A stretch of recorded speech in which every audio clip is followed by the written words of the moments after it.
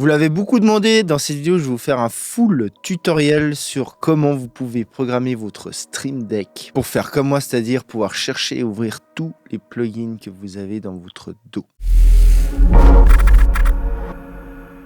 Je vous précise quand même que moi je l'ai fait pour Ableton Live. Ça va être valable pour tous les dos où vous pouvez accéder à vos plugins via des raccourcis clavier en fait. C'est-à-dire sans toucher votre souris, vous pourrez programmer ça dans votre Stream Deck. J'ai envie de vous dire, si vous avez un dos avec lequel vous ne pouvez pas accéder des plugins via des raccourcis clavier, changez de dos.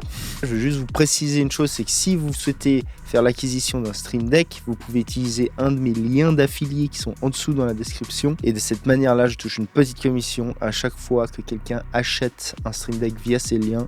Ça permet de soutenir non seulement ce tuto et les autres vidéos globalement sur le channel. Et pour vous, ça vous changera rien. C'est exactement le même prix que si vous l'achetez n'importe où ailleurs. Ok, donc un Stream Deck, concrètement, comment ça se programme? Donc en gros, vous avez une app ici qui s'appelle Stream Deck. C'est assez facile. Il y a des options qui sont livrées avec, des choses qui sont préfaites. Et le premier truc à bien comprendre, c'est que concrètement, il y a ce qu'on appelle des profils. Moi, vous allez voir, je m'en suis servi justement pour classer en fait mes plugins. Donc ici, par exemple, je peux vous montrer les profils que j'ai créés. Vous voyez que j'ai un profil pour les EQ dynamique, multi, dynamique, etc. Filter, blablabla. Tout ça, c'est des profils différents. Donc un profil, qu'est-ce que c'est concrètement? Donc je vous montre par exemple si je vais sur mon profil EQ. Vous voyez qu'ici, j'ai tous mes EQ. Et ensuite, depuis ce profil, je peux accéder à d'autres profils qui sont par exemple EQ Dynamic et Channel Strip qui eux vont directement, en fait ça c'est des raccourcis directement pour aller dans d'autres profils. Et donc à l'intérieur d'un profil, vous avez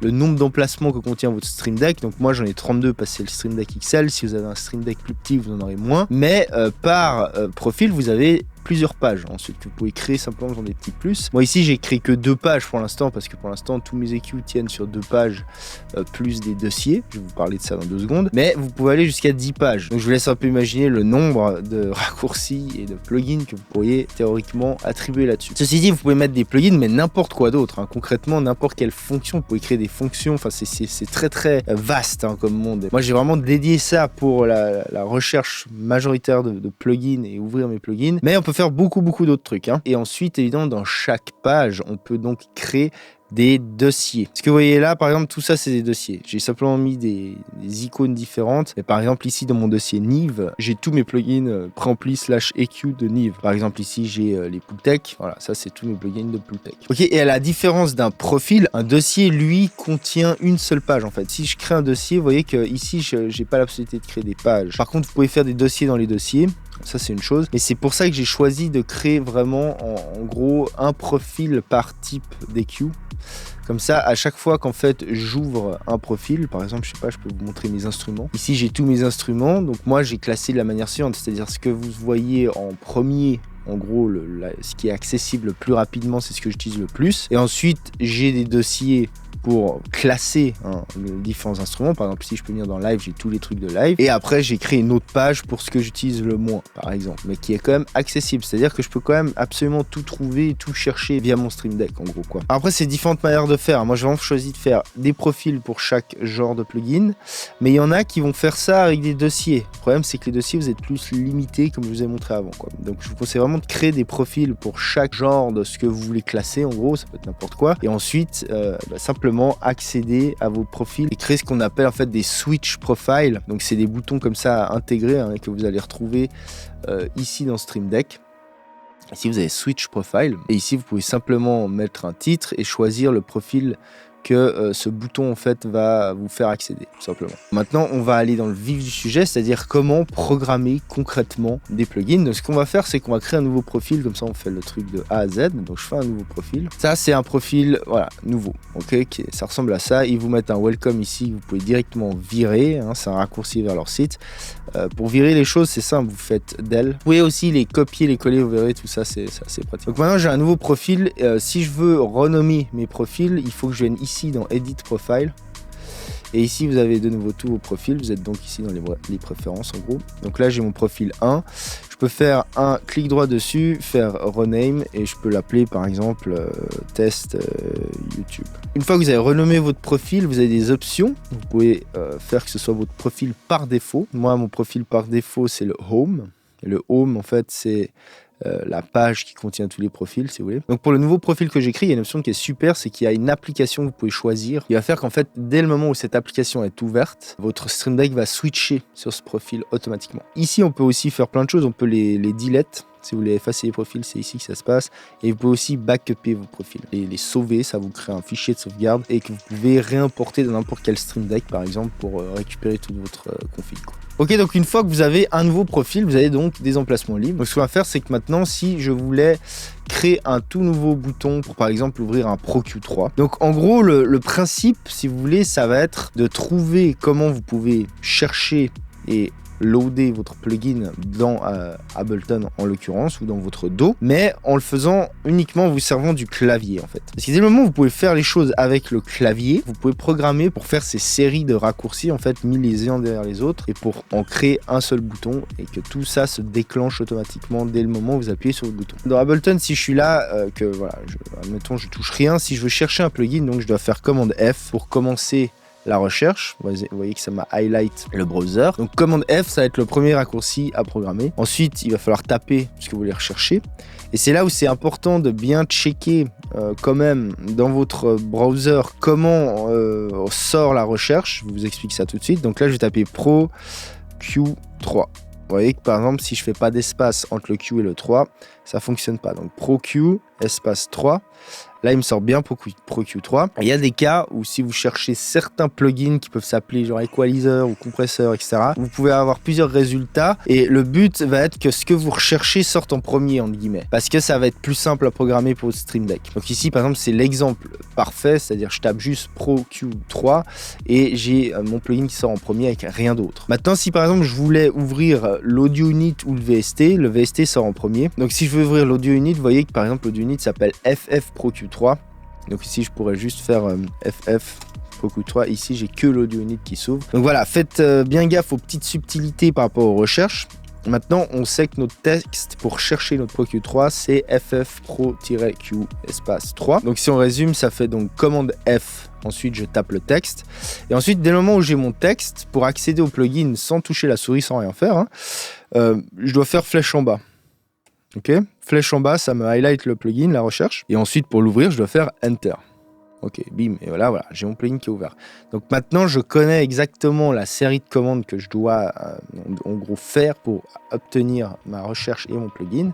Donc maintenant, le but, c'est simple, c'est de reprogrammer ça simplement dans votre Stream Deck. Ça paraît peut-être un peu long et compliqué, mais vous allez voir que ça ne l'est pas du tout. Il faut piger que, de base, vous avez les fonctions de base dans Stream Deck qui sont, en gros, des multi-actions. On va pas faire toutes les fonctions, je vais juste vous expliquer ce dont vous avez besoin pour faire ça aujourd'hui, sinon on y passerait des heures. Vous avez des fonctions assez cool par exemple dans Système qui permettent d'accéder en guillemets au système, d'ouvrir des applications, juste balancer du texte, etc.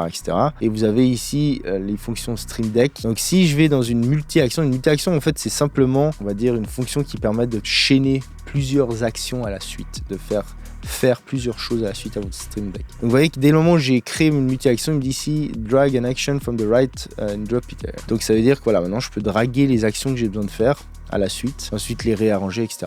Donc la première action qu'on doit faire, c'est un raccourci clavier, c'est un hotkey. Donc ici vous avez un hotkey, vous le draguez dedans. Maintenant si je clique sur hotkey, vous voyez qu'en gros le hotkey me dit click to assign, donc c'est très simple, je viens cliquer ici et je fais mon commande F. Donc ma première action, elle est là, en plus vous voyez visuellement, c'est de faire un commande F. Donc ça, je rappelle, ça permet de highlight, de commencer la recherche. Ensuite, on veut rentrer du texte, simplement. Donc on met texte. Alors c'est ici qu'il faut rentrer le texte. Ça, c'est simplement le titre de votre commande texte. Donc ici, vous n'êtes pas obligé de mettre quelque chose, vous en foutez.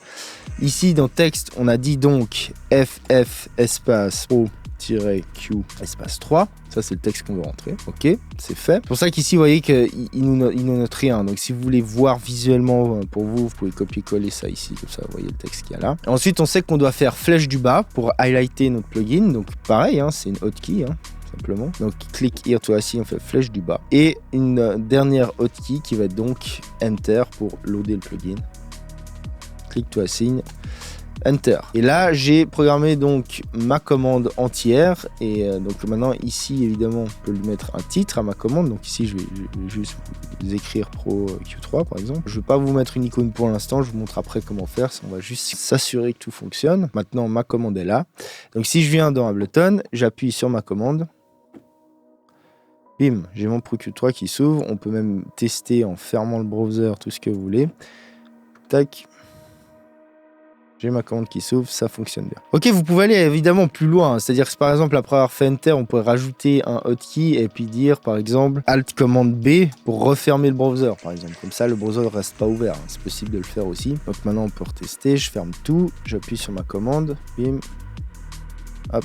Voilà. Vous voyez qu'il m'a bien ouvert mon Pro Q3 et m'a refermé mon browser. Donc voilà pour le principe. Et donc évidemment, vous n'avez pas besoin à chaque fois de refaire tout ça.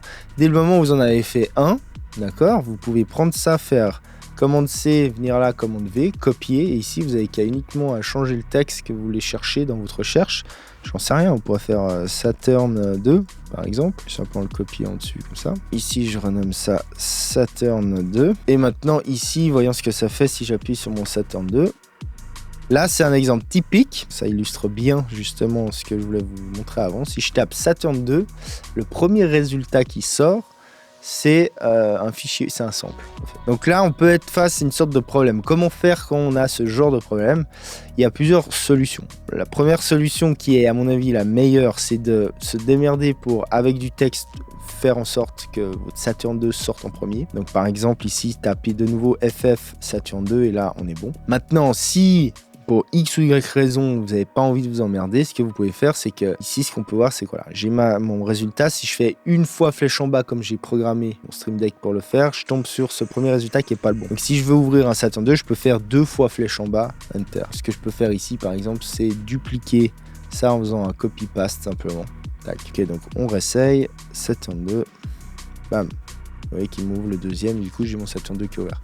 Donc voilà, faut juste faire gaffe à ce genre de petites choses, c'est le seul petit truc qui peut un peu emmerder suivant les cas. Ok, donc maintenant je vais vous montrer comment vous pouvez créer des icônes ici, des custom icônes. Parce que là, concrètement, ça c'est l'icône maintenant que j'ai fait, c'est les icônes de base, c'est pas super cool. Moi, ce que je trouve super cool, c'est justement de pouvoir foutre quelque chose de visuel. Et quand vous recherchez quelque chose, ça aide énormément de pas simplement devoir lire du texte. Comment on fait? Il y a plusieurs manières hein, pour créer ces icônes. Déjà, vous avez des icônes qui sont faites ici.